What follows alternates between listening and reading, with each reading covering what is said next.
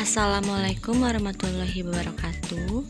Selamat siang anak soleh dan soleha. Bagaimana kabar kalian hari ini?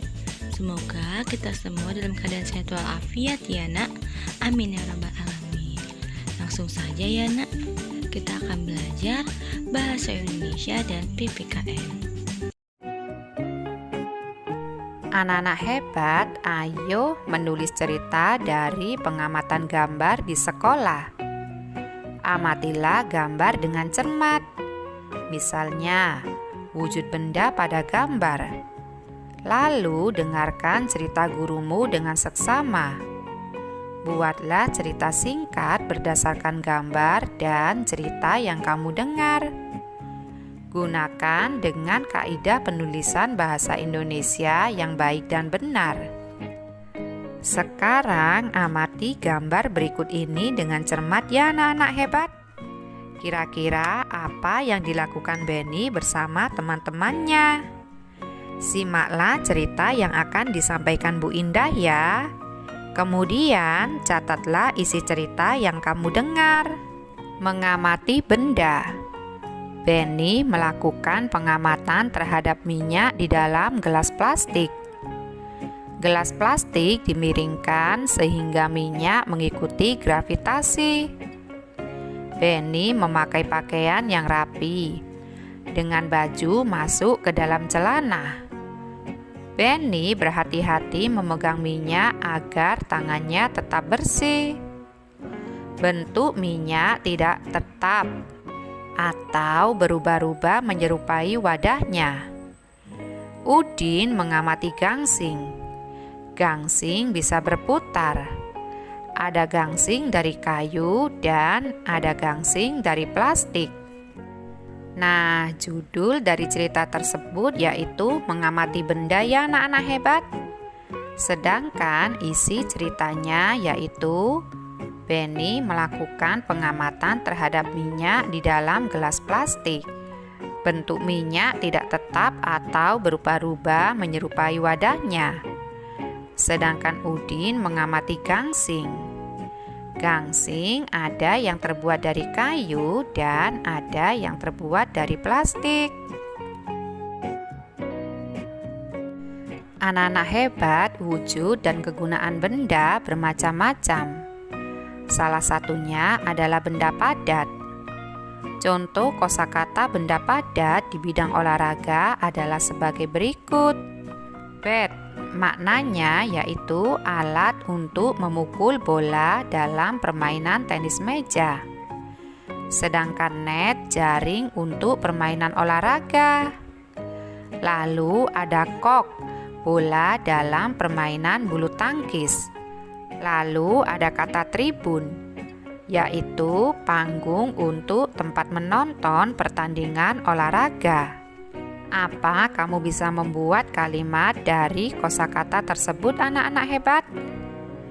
Misalnya di sini ada kata bat. Kita bisa menuliskan kalimatnya, Benny memukul bola pingpong dengan bat. Lalu ada kata net. Kalimatnya yaitu bola pingpong menyangkut di net. Selanjutnya kata kok bisa kita tuliskan kalimatnya yaitu Udin menyiapkan kok dan raket untuk bermain bulu tangkis. Dan yang terakhir ada kata tribun.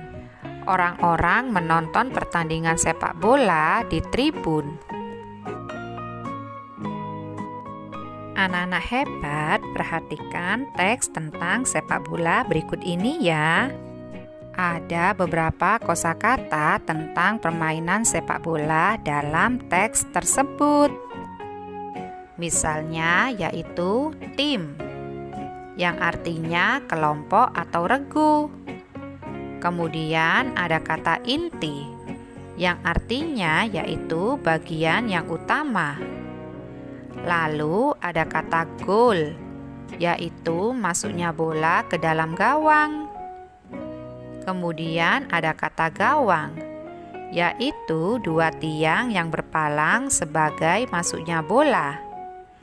Dan yang terakhir ada kata penalti, yaitu tendangan hukuman karena melanggar permainan sepak bola. Anak-anak hebat, tahukah kalian setiap tata tertib yang berlaku di sekolah sangat bermanfaat bagi kita? Semua aturan itu bermanfaat untuk menjaga ketertiban, keamanan, dan kenyamanan di sekolah. Berikut contoh tata tertib di sekolah beserta manfaatnya. Datang tepat waktu. Manfaatnya tidak ketinggalan pelajaran. Yang kedua, mendengarkan guru mengajar. Manfaatnya mendapat ilmu. Sebaliknya, tata tertib yang dilanggar dapat berakibat tidak baik. Misalnya seperti contoh berikut. Datang terlambat ke sekolah dapat berakibat ketinggalan pelajaran. Membuang sampah sembarangan dapat berakibat lingkungan sekolah menjadi kotor. Sekarang perhatikan teks percakapan berikut ini ya anak-anak hebat. Apa saja tata tertib dalam bermain sepak bola? Setiap anggota harus mematuhi aturan dalam permainan Untuk apa? agar permainan berjalan dengan tertib. Penonton juga harus tertib. Penonton tidak boleh melempar benda-benda ke tengah lapangan. Kalau tidak tertib akan mengganggu proses permainan. Sama seperti tata tertib di sekolah ya. Jika tata tertib tidak dipatuhi, pasti timbul akibat yang kurang baik. Benar, kalau tata tertib di sekolah dijalankan akan bermanfaat dalam kehidupan kita. Kita akan terlatih untuk lebih disiplin. Selain itu, kita juga terbiasa hidup rapi dan bersih. Kita juga terlatih untuk bertanggung jawab dengan kegiatan yang kita kerjakan, serta membiasakan diri untuk ramah kepada orang lain. Membiasakan hidup tertib memiliki banyak manfaat dalam hidup. Berarti kalau kita tidak mematuhi tata tertib di sekolah akan berakibat kurang baik. Kita pasti akan mendapatkan sanksi. Kalau pertama kali melanggar akan mendapatkan peringatan dahulu. Namun, kalau sudah lebih dari sekali akan langsung mendapatkan hukuman atau sanksi. Jika pelanggarannya terlalu parah, orang tua kita akan dipanggil. Nah, pada percakapan tersebut dijelaskan tentang manfaat mematuhi tata tertib di sekolah dan akibat jika tidak mematuhi tata tertib di sekolah. Ternyata mematuhi tata tertib di sekolah memiliki banyak manfaat ya anak-anak hebat. Kita terbiasa hidup disiplin, hidup bersih dan rapi, dan membiasakan hidup tertib dalam kehidupan sehari-hari. Yuk kita patuhi tata tertib yang ada di sekolah kita ya anak-anak hebat. Sampai jumpa di pembelajaran selanjutnya ya nak. Ibu akhiri. Wassalamualaikum warahmatullahi wabarakatuh.